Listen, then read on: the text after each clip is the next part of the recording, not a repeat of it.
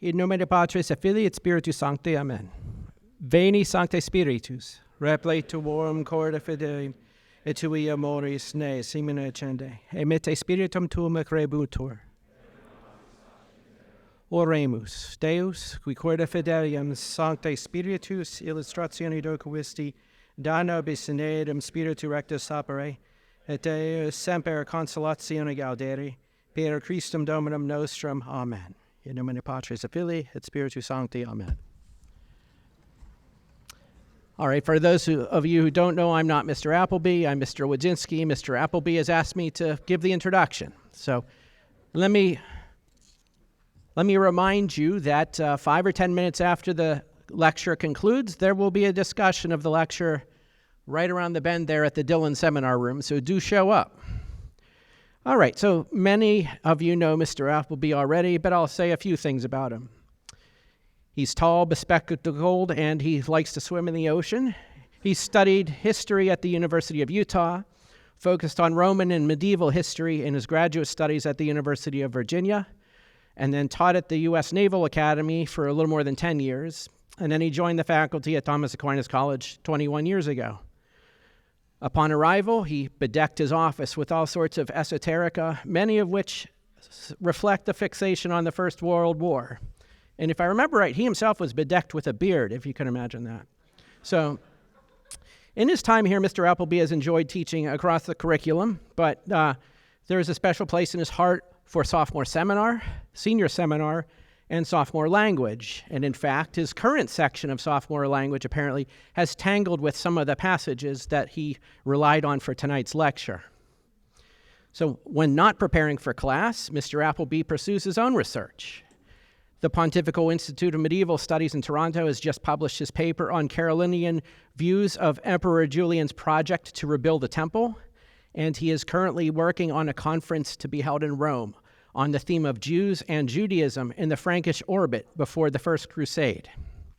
And in the past, he's published scholarly articles on subjects such as Herodotus and Bernard of Clairvaux. He's enjoyed family life with his talented wife, Marilyn, his gifted children, Zoe and Peter. Marilyn and Zoe are here tonight. Peter would be too, but he's off in Kosovo with the Peace Corps. Speaking of Zoe, I should mention that she did the technical work behind the visual part of tonight's lecture.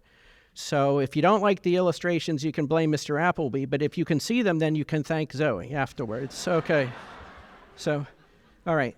Tonight, Mr. Appleby is going to share his thoughts on monument and memory, made and unmade.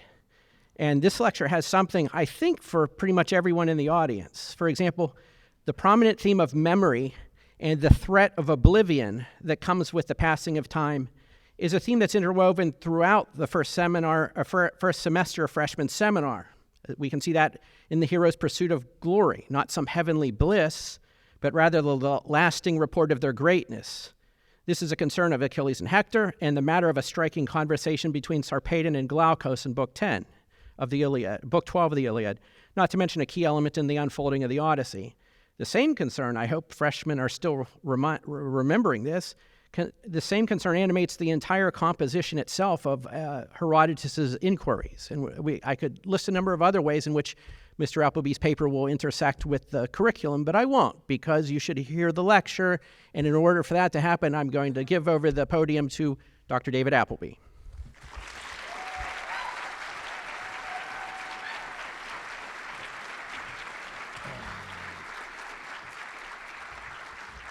Thanks very much, Mr. Wadzinski, and thanks also to my daughter for the help with the slideshow, but also Dylan Tullio and James Hirota were really helpful in overcoming some sort of technical glitches with the equipment. All right, let's see, I don't need that for now. Wait, hang on. Oops. Yeah.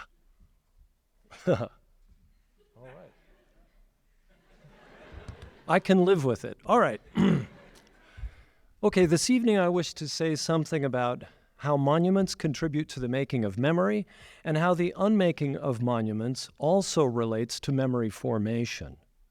Certain patterns of remembering and forgetting present themselves when monuments are built, modified, repurposed, or damaged.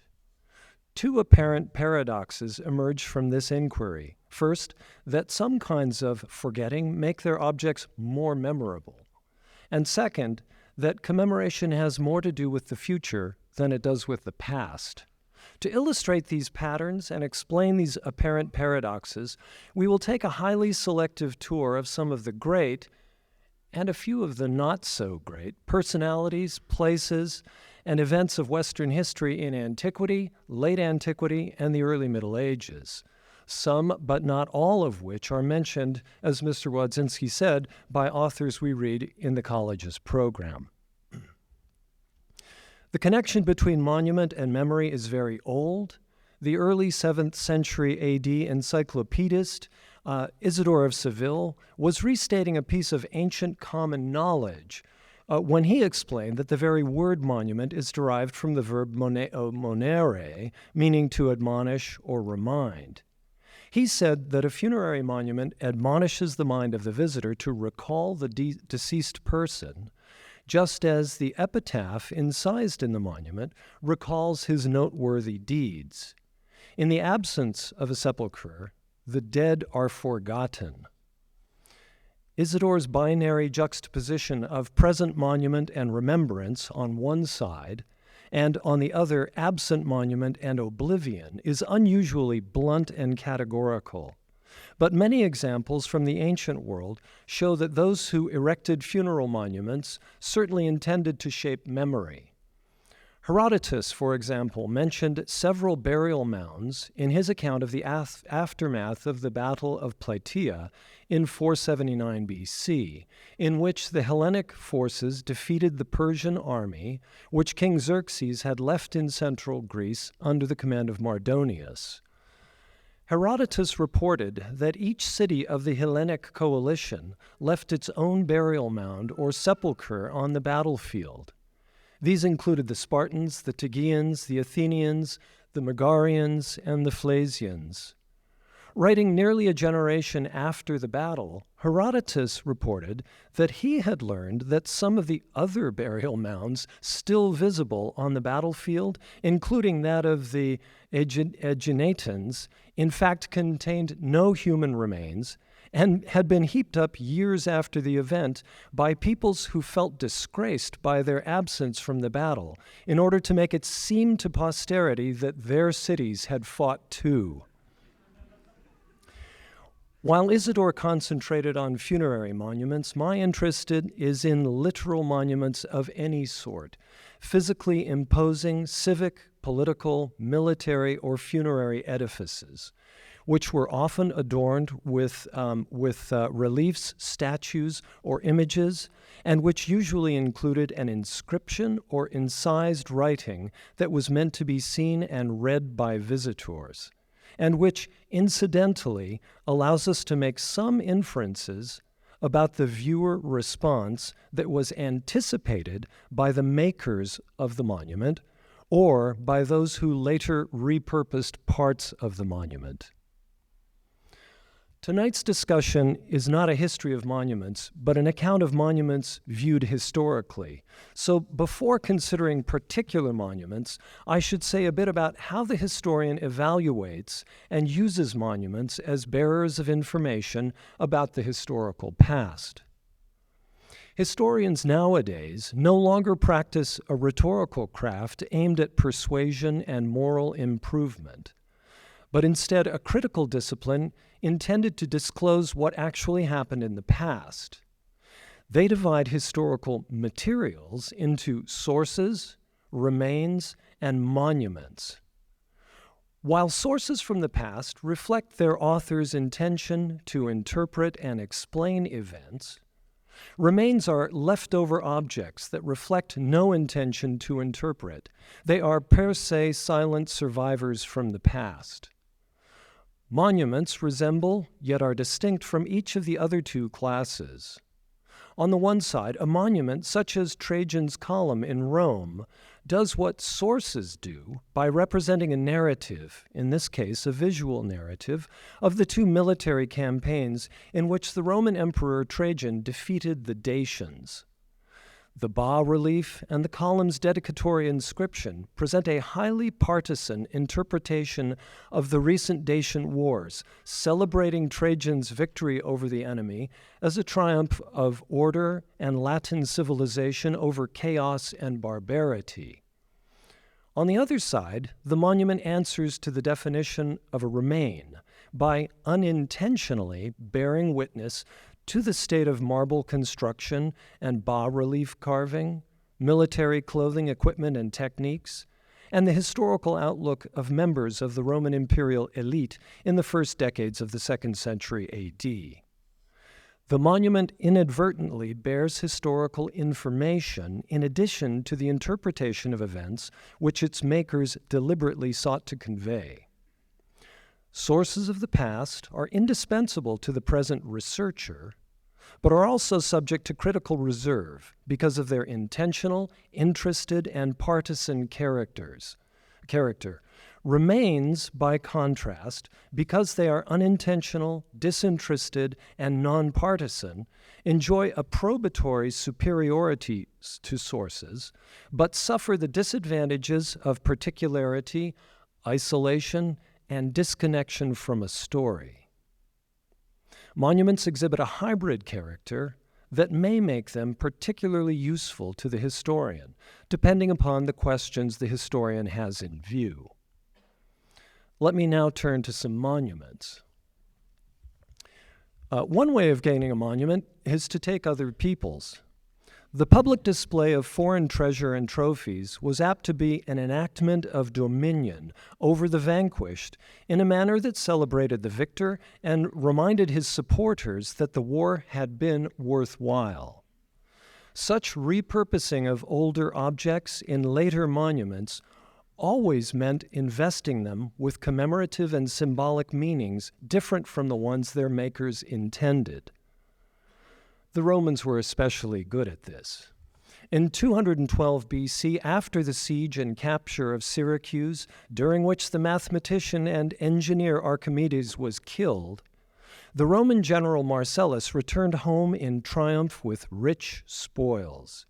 He carried away statues of the gods and other works of craftsmanship and adorned Rome with beautiful objects that had all the charms of Grecian grace and symmetry. According to Plutarch, until that time, victorious commanders had seized money and valuables, but not fine and exquisite rarities, nor graceful and elegant pieces of workmanship. The old men of the Senate disapproved this new practice because they thought that beautiful civic adornments would encourage Roman citizens to become peaceful or refined spectators, and because in their view the practice gave the impression that Rome now celebrates victories and leads processions of triumph not only over men but also over the gods as captives. A famous instance of publicly celebrating the downfall of a foreign god appears in the frieze from the Arch of Titus in Rome, which I'm showing you here, which shows the parading in Rome of the menorah and sacred vessels plundered from the temple in Jerusalem at the time of its destruction in 70 AD. The Romans are not shy about this. A taste for the ancient and exotic seems to have motivated the monument appropriation of some Roman emperors, who treated Egypt as a sort of cross between Antiques Roadshow and Home Depot for DIY monument builders. No fewer than 8 ancient Egyptian obelisks were brought to the Eternal City in antiquity. The first 2 of these arrived in about 10 BC at the request of Octavian, the future Augustus, who had taken Egypt by conquest after defeating Queen Cleopatra VII and Mark Antony in the Battle of Actium in 31 BC. In the lead up to that war, the party of Augustus had vilified Cleopatra and sought to associate Mark Antony with her as a sort of a would-be Xerxes. But this anti-Egyptian attitude swiftly changed after Actium, when Augustus formed the wealthy Ptolemaic kingdom into a Roman province with a garrison of 3 legions that were answerable to Augustus alone as proprietary governor. Some Egyptian astrological practices and the cult of the goddess Isis soon found their way to Rome, and Egyptian motifs such as sphinxes and pyramids began to appear in Roman coinage, wall decorations, and architecture. There we go. One obelisk, Augustus placed in the Campus Martius and topped it with a gilt bronze sphere and an inscription commemorating his conquest of Egypt. It had been quarried in Aswan during the mid-26th dynasty, so in about the early 6th century BC, so relatively late by Egyptian standards, and taken to Heliopolis, where it was erected at the sanctuary of Re. This obelisk eventually fell over and was lost, and it was not excavated and restored until 1792 by Pope Pius VI, who placed it in Piazza Montecitorio, where it is now. In its original context, on Campus Martius, however, it functioned as the gnomon of a giant sundial. You see the reconstruction there below, which apparently cast a shadow pointing directly to the nearby Augustan altar of peace on the birthday of Augustus. Yeah, that's a neat trick. Okay, the second obelisk of Augustus was much older, dating from the 13th century BC, during the reign of Pharaoh Seti I and his son and successor Ramses II. Both rulers are depicted on it as sphinxes, offering a figure of the goddess of truth, Ma'at, to the sun god Re. Like its traveling partner, this obelisk was capped with a gilt bronze sphere, along with an identical inscription commemorating Augustus's conquest. A Greek translation of the hieroglyphs doesn't much resemble the original text, I'm told, but several times mentions the god Apollo, who was Augustus's patron.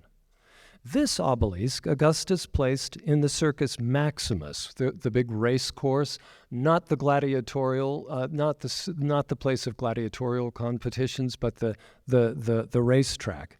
So he placed it in the Circus Maximus at the east end of the spina, or the long barrier down the center of the track. In these cases, it seems likely that the Romans knew the objects were old, but not how old, and that they were only able to guess at what the hieroglyphs meant. What had been pharaonic votive offerings to the sun god became exotic, mysterious, and physically imposing material elements in memorials that celebrated the power, success, and legitimacy of the political regime of Augustus. Even the leaders of peoples that Romans referred to as barbarians were sensitive to meanings conveyed by monuments and images, or, at any rate, it was plausible to think of them as being attuned to the optics of public images as a kind of embodied remembrance. In his History of the Decline and Fall of the Roman Empire, parts of which we read in a junior seminar, the 18th century Edward Gibbon repeated an anecdote he found in a 10th century Byzantine source regarding the infamous 5th century enemy of Rome, Attila the Hun. After he captured the important North Italian city of Milan in 452 AD, in the royal palace, Attila noticed a large image that showed Roman rulers sitting on golden thrones with the bodies of vanquished Scythian enemies at their feet. Attila summoned the painter and ordered that he altered the picture to show Attila on the throne and Roman rulers pouring out bags of gold at his feet. It is only fair to acknowledge that the repurposing of older monuments was not always a way of displaying dominion or triumph. As readers of Plutarch's Lives of the early Romans are aware, setting up statues and other public monuments as visual commemoration of generals, benefactors, and other elite figures was a characteristic feature of the culture of the Roman Republic. In the Roman imperial period, it was dangerous for a citizen to tamper with an image of the ruler. This was the case even in the early years of the empire, in the regime known as the Principate, when the ruler preferred to be addressed as the first citizen or the first man of the Senate.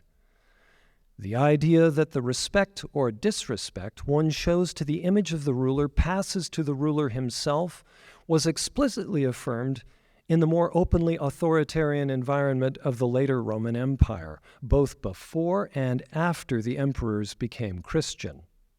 In the early years of the 5th century, Bishop Severian of Gabala, preaching in Constantinople, made it clear that the emperor was virtually present in his publicly displayed images.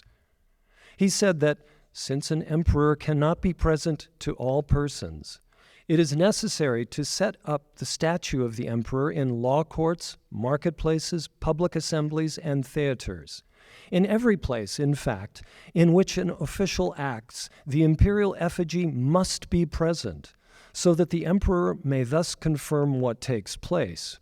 For the emperor is only a human being, and he cannot be present everywhere.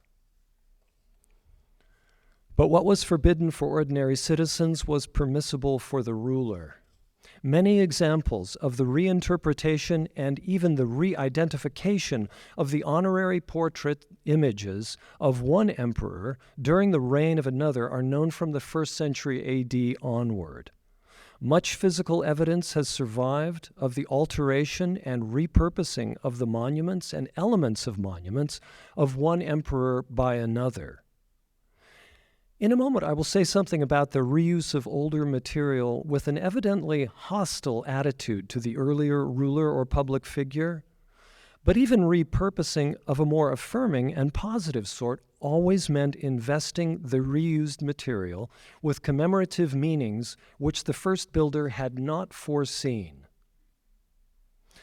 I've already mentioned the column of Trajan in Rome from the early years of the 2nd century AD. Equally splendid monuments date from the reigns of two other 2nd century emperors, Hadrian and Marcus Aurelius, whose rule Edward Gibbon praised for an enlightenment, firmness, and justice, which brought peace and prosperity to the vast realm they governed. The empire of the 3rd century was not so blessed with tranquility and prosperity.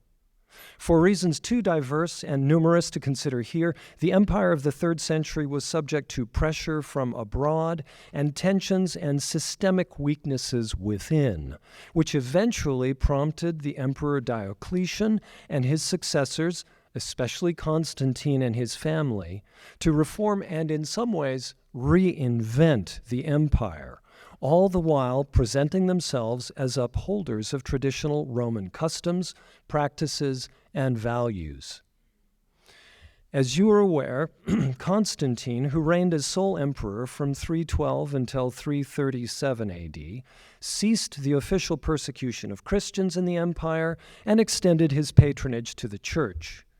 He also selected the strategically well-suited older town of Byzantium on the European shore of the Bosporus as the administrative and ceremonial capital of the empire, renaming it after himself and often representing it as a second Rome.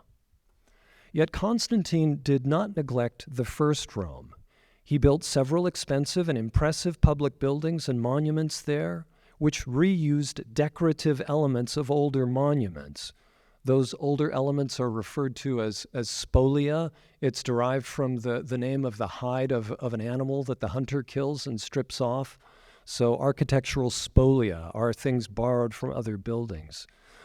Anyway, Constantine used these spolia both for reasons that were both ideological and aesthetic. Oh, okay. So there you have. Sorry, the obelisk on in the Circus Maximus. This is at the far end of the Circus Maximus. It's not there any longer. It's in the Piazza del Popolo. But it is still standing now with a different top on it. All right.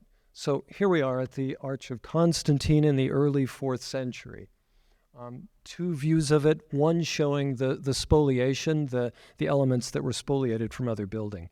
The best example of this is the Arch of Constantine, which the Senate and people of Rome dedicated in 315 AD to commemorate Constantine's victory 3 years earlier over his rival Maxentius in the Battle of the Milvian Bridge.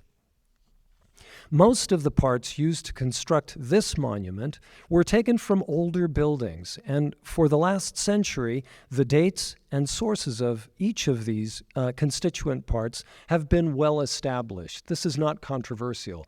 No original ideas were harmed in the making of this lecture. This is all stolen from other people. It's spoliated from other people. The spolia included architectural elements, namely capitals, bases, column shafts, and entablatures, as well as honorific and narrative representations, namely friezes, statues, relief panels, and sculpted medallions called tondi, which had been taken from triumphal memorials and other monuments of the good emperors, Trajan, Hadrian, and Marcus Aurelius. Okay, the first ones I want to point out are the statues of Dacian captives up on top, the big 4 statues. Oh, let's see if I can make this guy work. I don't know. There we go. The 4 statues up there. Yeah, we can get a close-up of some of these. Yeah, there they are. So the statues up on top. Yeah, where are we? There are 8 statues. They are Dacian captives taken from a Trajanic monument celebrating his victories. The tondi, the little dish guys, were removed from what was likely a hunting monument of Hadrian. The heads of some of the hunters have been carefully modified to resemble the young Constantine, whose triumphal arch this was. Some of the heads of those making sacrifices, the people around them, the sacrificers, have been altered to resemble either Licinius, Constantine's ally in that civil war, or Constantius Chlorus, the emperor's father. From Marcus Aurelius came the 8 large rectangular panels. There are 8 of these guys, and there's one of Marcus with the eagles. So, 8 large rectangular reliefs representing the emperor's civic, religious, and military accomplishments. And then there we go. Yeah. In the 4th century frieze that goes all the way around the arch, so that was actually sculpted in the time of Constantine, but it shows the Emperor Constantine, whose head is gone now, addressing his subjects. Yeah, there we are, the headless Constantine. But the statues on either side of him are the earlier emperors again, Hadrian and Marcus Aurelius. Caution is in order here. Aside from the dedicatory inscription on the monument itself, we lack narrative sources that might help explain what the arch meant to contemporary viewers.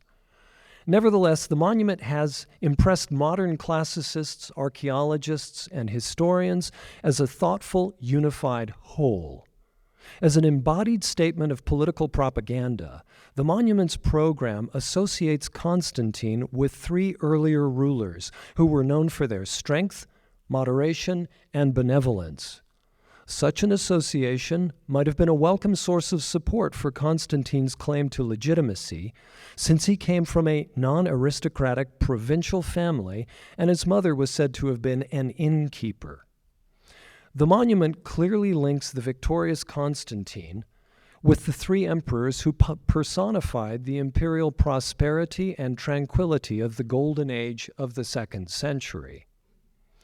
As for the aesthetic program of the arch, the conspicuous reuse of material and images from the 2nd century exhibited a taste for the traditional and archaic. Excuse me. There we go. Wet the whistle here, I'm afraid.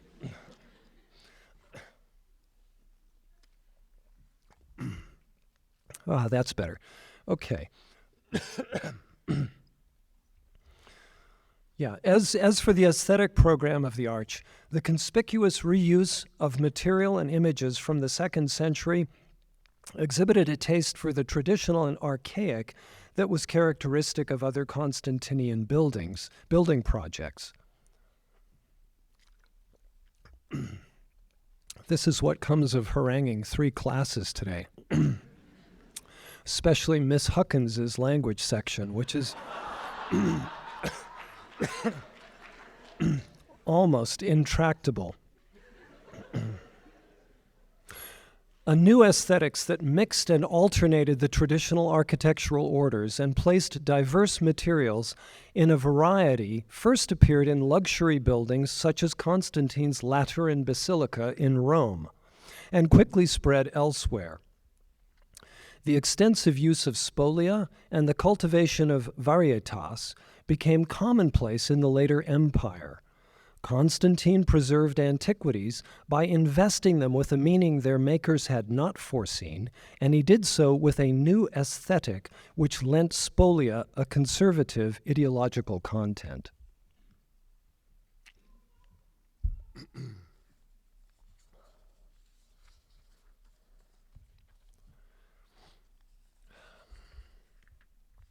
Let me turn now to efforts to forget someone, which involve inflicting physical damage on an image or monument of that person. Very often, these efforts seem merely formal or ritualized and not really aimed at forgetting at all. This type of memory sanction depended upon the collective psychology of disgrace and the possibility of using the remembered forgotten for ideological reasons. Iconoclastic acts such as harming images and monuments often play a part in a dialectics of memory in which material objects themselves have a role as embodied signifiers. Romans were aware of the gestures of dishonor that were heaped upon the public images of those who were outlawed or had otherwise fallen into disgrace. In many cases, this involved simply altering an existing statue. Writing in about 400 AD, St. Jerome mentioned the defacement of the monuments of disgraced public figures as a routine occurrence. He wrote, "When a tyrant is destroyed, his portraits and statues are also deposed. The face is exchanged, or the head removed, and the likeness of he who has conquered is superimposed. Only the body remains, and another head is exchanged for those that have been severed." In more extreme cases, an entire statue or image might be effaced.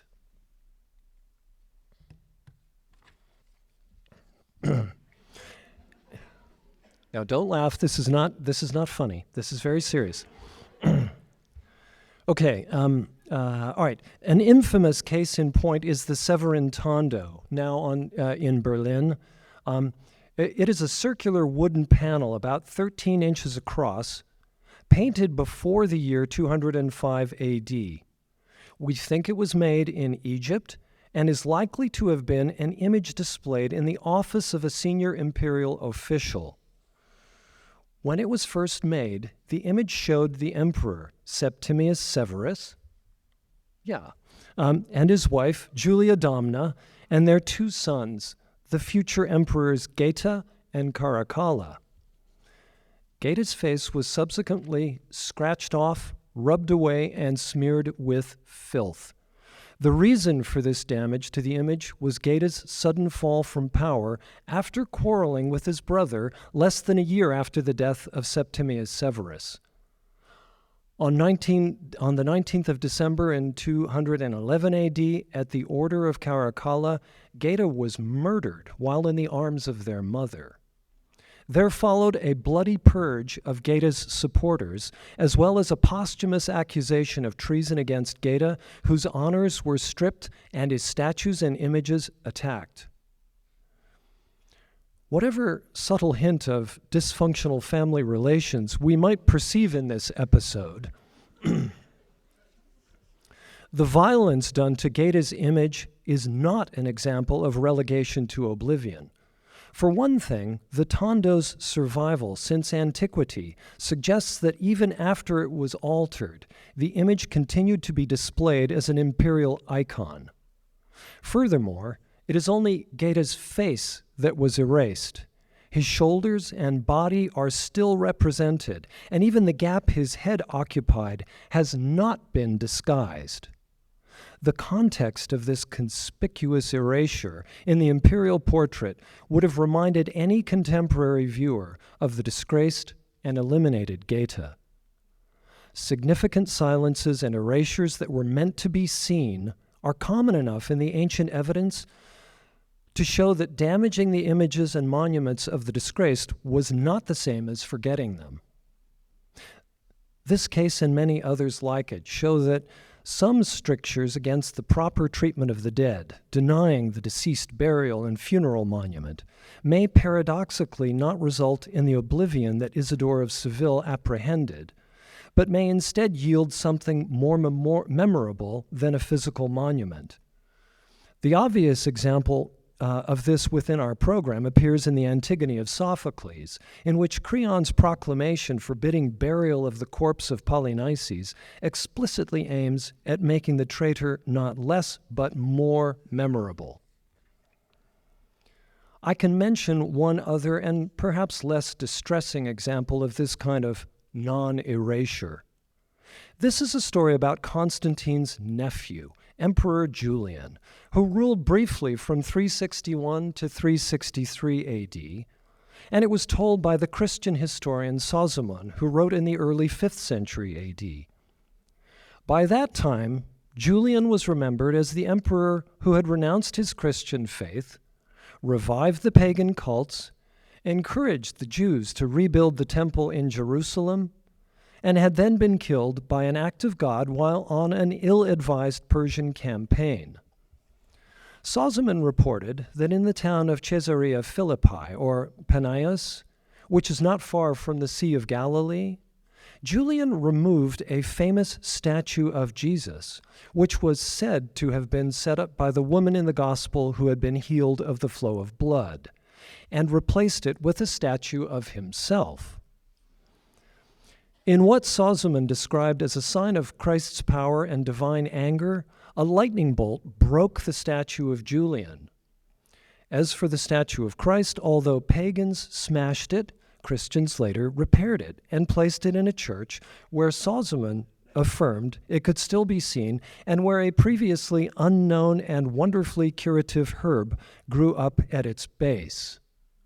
Sozomen also described the damage done by lightning to the statue of Julian and said that the scorched fragments were preserved on the spot until his own time. In other words, the blasphemous statue was destroyed, but in a spectacular way that simultaneously preserved physical evidence of the destruction. We don't have a picture of any of that.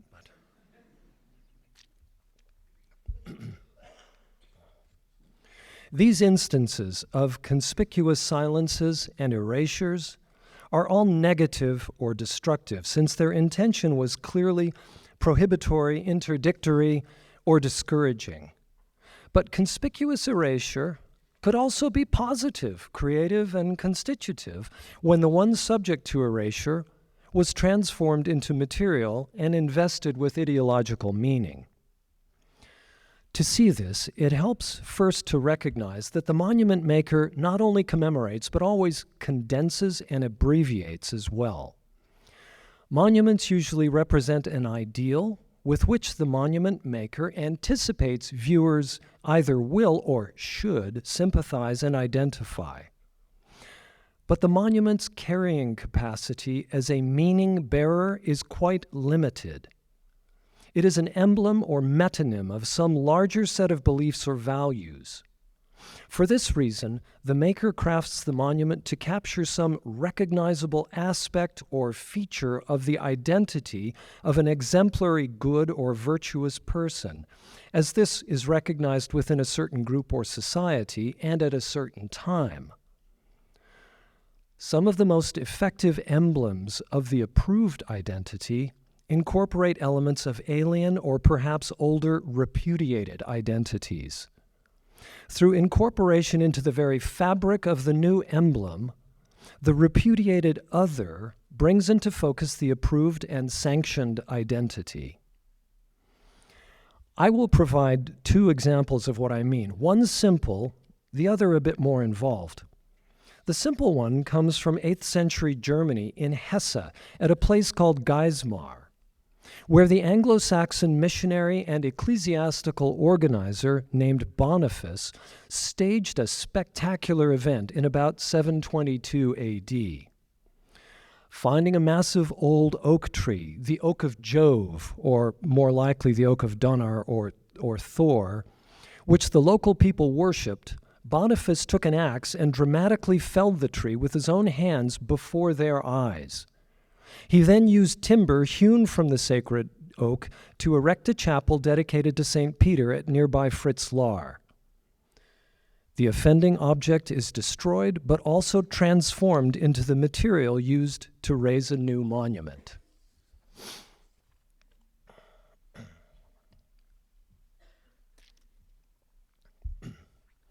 My second example of the creative use of negation comes from the reign of the Spanish-born Christian emperor Theodosius the Great, which lasted from 379 until 395 AD. At the outset, Theodosius governed only the eastern half of the empire, making his capital in Constantinople, while first Gratian and then his younger brother Valentinian II ruled the west. In 383, another Spanish soldier, Magnus Maximus, I'm not making that up, Magnus Maximus, who had served in campaigns in Africa and Britain alongside the soldier father of Theodosius, Magnus was proclaimed Western Emperor by his army in Britain. This led to a confrontation in the west between Maximus and Gratian, which left Gratian dead, and Maximus in control of most of the west. In 387, when Maximus invaded Italy, the young Valentinian II appealed to his brother-in-law, Theodosius, for help. Theodosius defeated the forces of Maximus twice in battle before capturing and executing his foe in the northern Italian city of Ravenna. Theodosius immediately initiated the routine sanctions against the memory and legacy of Magnus Maximus. His infant son, who was named Flavius Victor, and whose father had unfortunately dubbed him Augustus, was killed.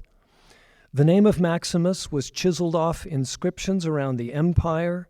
In 388 and 389, Theodosian decrees overturned administrative appointments and legal judgments that had been made under the authority of Maximus. His senior supporters were executed and their subordinates disgraced. But simultaneous with these routine practices of erasure, in Rome, Theodosius and his associates undertook an elaborate and costly campaign of memorializing Maximus. Theodosius made a formal visit to Rome and held a lavish triumphal ceremony during which Maximus's severed head was paraded through the city before being sent to Carthage, where it remained apparently on public display for at least the next 25 years. With the possible exception of the men of St. Sarah's, no one parties like the Romans. The surviving panegyric speech, delivered by a professional orator on that occasion, extends to nearly 1,300 lines, in which, among other things, the orator celebrates the emperor's triumph over the tyrant, the purpled butcher, the man of death, and that man formerly the most worthless little slave of your house, and an attendant stationed at the tables of slaves. The panegyric represents the struggle as a war of liberation for Rome and the West, and informs us that Western cities sent congratulations and offerings to Theodosius. Roman dignitaries set up commemorative statues of Theodosius, his son Arcadius, and Valentinian II, with inscribed bases dedicating them to the destroyer of tyrants and the author of public security, our Lord Theodosius, constant and fortunate Augustus. Even before his death, the citizens of Emona in northern Illyricum paraded an effigy of the dead Maximus while singing mock funeral laments. We are told by another source that the holy hermit John of Egypt, who lived in the Nitrian desert and had the gift of prophecy, foresaw the fall of Maximus. While some anticipated his demise, others commemorated it. As late as the 6th century in Rome, the day of Maximus's death was still observed as a public holiday. Even if the intention of memory sanctions had been to erase his memory altogether, utter oblivion is perhaps impossible to achieve. But in Rome, there was likely some political value for Theodosius in commemorating the forgotten one. As a justification for the extension of Theodosian authority to Italy and the West, it likely helped to have a recent memory of the now liquidated, dangerous rival who had held power in the West. It is less clear why the memory of Maximus should have lived on in the East, which had not been his territory and had not been the scene of battle between him and Theodosius. Yet here, too, and especially in Constantinople, Theodosius memorialized the forgotten one, and even transformed the image of Maximus to suit the imperial ideology of the Theodosian dynasty. Traces of this exist both in the huge spiral column Theodosius erected there, which resembled Trajan's column in Rome, and in the colossal triumphal arch, the biggest one in the empire apparently, called the Golden Gate, which Theodosius built outside the city and which evoked its Constantinian counterpart in Rome. But I'll confine myself to indicating how Maximus became a part of Theodosius's monumental program in Constantinople through the obelisk that he set up on the center dividing barrier, again called the Spina, in the Hippodrome. Oops, I'm waiting. There we go. It's still there. This obelisk had been carved from a solid block of granite and raised at the Temple of Karnak in Luxor, Upper Egypt. It was one of a pair that Emperor Constantine had removed from Luxor for his own building projects, but which got no further than Alexandria, apparently because it was so difficult to transport them. Although Constantine's successors, Constantius and apostate Julian, both hoped to bring them to Constantinople, it was not until 390 AD, in the reign of Theodosius, that one of the two was set up there, and even then with difficulty. At some point, the obelisk was broken. Well, you can't really tell from these photos, but it was broken because the hieroglyphic script extends beyond the lower edge of the existing obelisk.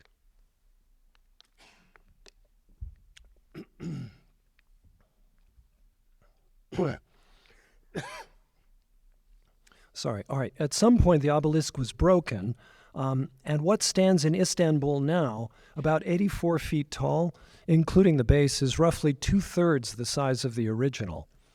The base of the obelisk was probably carved in place and was completed no later than 392 AD. So you see a 19th century photograph and a more contemporary photograph of the obelisk in Istanbul. Yeah, here's the base. It was probably carved in place and was completed no later than 392. It included low-relief sculptures of the emperor and his sons, flanked by other dignitaries on all four sides. There are musicians, soldiers, and humbled barbarians on two faces. In one relief, the victorious emperor is served by the conquered. In another, he holds forth the crown of victory to the winner of the race. There are two inscriptions, one in Greek, the language of daily life in Constantinople, and one in Latin, the language used in the imperial administration, army, and courts of law. Let's see. Okay, so you've got the base there. Now I think on to the inscription. No. Okay, there is some incidental. These are also little carvings in the base. The top one showing them raising the obelisk itself, and the lower one illustrating what happens in the hippodrome, namely racing of chariots. Okay, here's the Latin inscription. Addressing the reader in the first person, the Latin inscription proclaims the triumph of Theodosius. I was formerly reluctant to obey the serene masters, even when ordered to proclaim the victory over the extinct tyrants. But since all things yield to Theodosius and his everlasting offspring, I was conquered and subdued in 3 times 10 days and raised to high heaven on the advice of Proclus.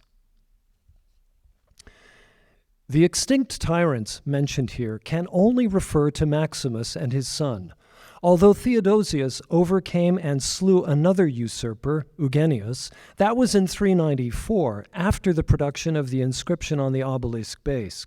The reference to plural tyrants here shows that the practice of sanctioning memory must be understood not simply in negative terms as a process of memory suppression, but as a more creative process of image formation. Since the time of Constantine, the word tyrant was the standard way of referring to an enemy emperor defeated in civil war, but it also retained the moral force that it had long possessed, designating an enemy of rational political order, one who is a slave to vice and depravity, an unreliable friend, one prone to commit acts of violence on a whim.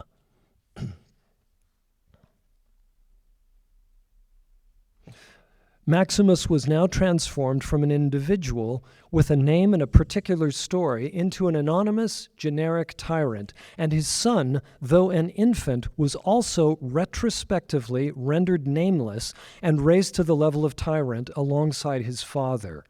Both were removed from their historical context and now, as caricatures, integrated into the ideological program of the hippodrome. As one scholar puts it, this was not remembering to forget, but creating a politically useful memory under the guise of interdiction. The Theodosian program materialized at an important moment in the longer history of the hippodrome, which had been begun in the 2nd century and was then decorated and enhanced with monuments and treasures taken from around the empire under the Constantinian and Theodosian dynasties.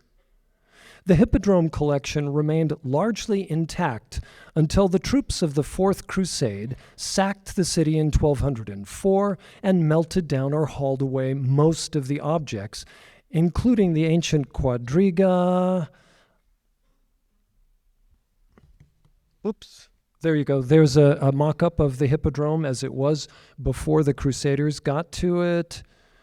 Yep. Including the ancient quadriga that now adorns the Basilica San Marco in Venice, though there was a slight sabbatical for it in France, thanks to Napoleon. Yes. So the sacking of Constantinople. Perhaps this embarrassing episode could have been avoided if the associate dean of that crusade had been our Mr. Cooper. Either that or Mr. Cooper would have a really nicely decked out office. Many of the monuments and statues were displayed on the spina, which bisected the racetrack along its central axis. So we could even back up, I bet. Yeah, there we go. This is just a modern sort of supposition about what it looked like or something, a mock-up. There were statues of athletes, statues of gods, statues of animals, and statues of historical figures such as Augustus, Diocletian, and Julius Caesar. There were quadrigas and other victory offerings, including... Yep, there we go. There we go. This should be recognizable. Yeah, including the serpentine column, which still survives in place. It is still there. Herodotus mentioned this tripod as an offering the Greeks had made to the god Apollo at the shrine of Delphi in thanks for their recent victory over the army of Mardonius, the lieutenant of Xerxes, as I mentioned, at nearby Plataea in 479 BC. The golden tripod is long gone, but the bronze intertwined bodies of the three serpents which held up the vessel are still inscribed with the words, "These fought in the war," followed by a list of the names of the 31 Greek cities that had joined the coalition against the Persian king. Nearly 800 years later, Constantine brought the tripod from Delphi and added it to his collection in the Hippodrome. We think why this and only this survives when all the others were carted off or melted down. There's some supposition there were water features on the spina in the Hippodrome, and it may be that when the Crusaders got there was still water coming through this pipe. And so it was a fountain, and I don't know if they liked the fountains. Anyway, they left it there, and it's still there. Another statue, this one taken from near the site of the Battle of Actium, had been a votive offering commemorating the victory in 31 BC of Octavian Augustus over Cleopatra and Mark Antony. That statue hasn't survived. But remember, Mark Antony had been vilified as a would-be Xerxes. It is also worth mentioning statues of a she-wolf and a sow with piglets, which evoked the epic past as it had been represented in the Aeneid. Their presence in the Hippodrome seems to claim a role for Constantinople in the prophetic future Virgil had imagined for Rome. Although now generic because of their removal from the contexts their makers had intended, these emblems of victory and heritage lend grandeur and antiquity to the newest imperial capital.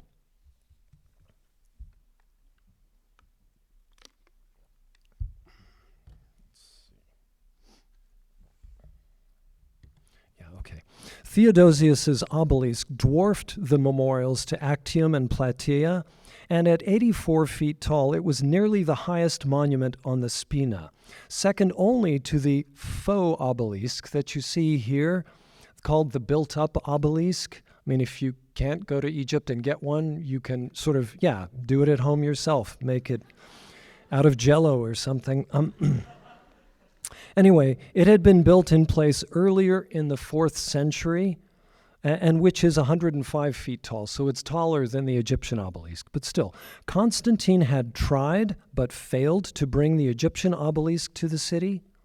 Theodosius's success at this meant that now the Hippodrome, like the Circus Maximus in Rome, had 2 obelisks, a status that placed Constantinople on an even footing with Rome and distinguished their circuses from all the other circuses of the empire, many of which did have 1 obelisk, but only Rome and Constantinople had 2.